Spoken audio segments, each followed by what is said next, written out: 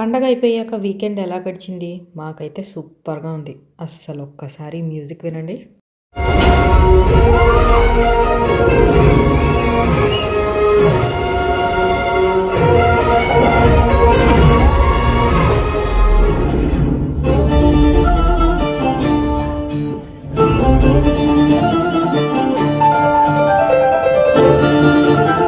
అదనమాట సంగతి. మూవీ చూడని వాళ్ళుంటే మాత్రం వెంటనే చూడండి. ఇది ప్రమోషన్ ఏం కాదు. కానీ ఫ్యాన్స్ ఏం కోరుకుంటారో మూవీలో మాత్రం అంతకు మించుంది. ఫుల్ పైసా వసూలు.